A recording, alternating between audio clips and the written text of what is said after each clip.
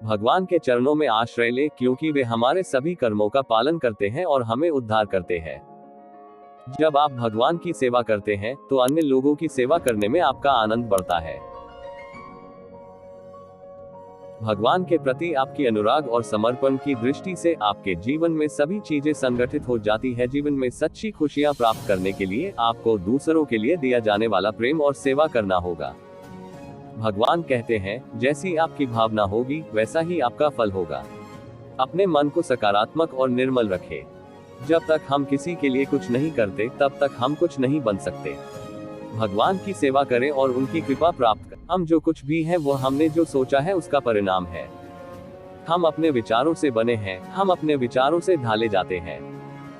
ऐसा कोई समय नहीं था जब मैं नहीं था, न आप, न ही इनमें से कोई राजा, न ही कोई भविष्य है जिसमें हम नहीं रहेंगे। अपरिपक्व लोग सोचते हैं कि ज्ञान और क्रिया अलग अलग है, लेकिन बुद्धिमान उन्हें एक ही मानते हैं। जिस प्रकार इस शरीर में रहने वाला बचपन, युवावस्था और वृद्धावस्था से गुजरता है, उसी प्रकार मृत्यु के समय वह केवल दूसरे प्रकार के शरीर में प्रवेश करता है। बुद्धिमान इसके बहकावे में नहीं आते। न यह शरीर तुम्हारा है और न तुम इस शरीर के। यह शरीर तो अग्नि, जल, वायु, पृथ्वी, आकाश से बना है और इसी में मिल जाएगा। परंतु आत्मा स्थिर है। फिर तुम क्या हो? तुम अपने आप को मुझे अर्पित करो।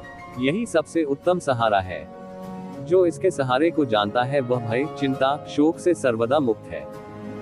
जो कर्म में अकर्म देखता है और अकर्म में कर्म देखता है, वह चतुर है। इच्छाओं में कमी ही सुख की कुंजी है। कोई भी व्यक्ति जो अच्छा काम करता है उसका कभी भी बुरा अंत नहीं होगा, चाहे यहाँ या आने वाले संसार में। जो पहले विष जैसा लगता है लेकिन अंत में अमृत जैसा स्वाद लेता है, यह सत्व का आनंद है जो स्वयं के साथ शांति से पैदा हुआ है। उम्मीद ही आपको रिश्ते में कमजोर बनाती है। उम्मीद का जन्म आपके मन में ही होता है। शांत, नम्रता, मौन, संयम और पवित्रता, ये मन के अनुशासन है। सभी स्वार्थी इच्छाओं पर काबू पाना पर्याप्त नहीं है। स्वामित्व और अहंकार को वश में करना भी आवश्यक है। जिसे तुम अपना समझकर मग्न हो रहे हो, बस यही प्रसन्नता तुम्हारे दुखों का कारण है। कर्म मुझसे नहीं चिपके रहते क्योंकि मैं उनके परिणामों से जुड़ा नहीं हूँ। जो लोग इसे समझते हैं और इसका अभ्यास करते हैं वे स्वतंत्रता में रहते हैं।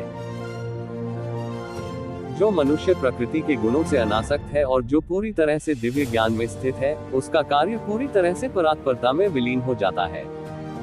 अभी निराश मत हो, क्योंकि तेरा वक्त कमजोर हो सकता है, तू नहीं। भले ही दुर्बलता ईश्वर द्वारा दी जाती है, लेकिन गरिमा मनुष्य के मन को स्वयं निर्मित करती है। अंत में सभी आत्माओं को परमात्मा में मिल ही जाना है। यही तो आत्मा का अंतिम लक्ष्य है। सभी जीव मुझ में है और मैं सभी जीवों में हूँ। तुम्हारे कर्म ही तुम्हारे भाग्य के निर्माता है। तुम्हारा मोह ही तुम्हारे दुखों का महान कारण है। आज वो तुम्हारा है, कल वो किसी और का होगा, इसलिए व्यर्थ का पछतावा मत करो। वर्तमान में जीना और उसका अनुभव ही जीवन है। आत्मा अमर है, न तो इसे कोई शस्त्र काट सकता है और न ही अग्नि इसे जला सकती है। जल इसके तेज को बुझा नहीं सकता और न ही वायु इसे सुखा सकती। किसी और के जीवन की नकल को पूर्णता के साथ जीने की तुलना में अपने भाग्य को अपूर्ण रूप से जीना बेहतर है। आप बुराई से कुछ समय के लिए बच सकते हो, लेकिन बुराई तो तुम्हें हजारों की भीड़ में भी तुम्हें ढूंढ लेगी, जैसे गायों की झुंड में बछिया अपने मां को ढूंढ लेती है। सभी जीवों का निर्माता मैं हूँ।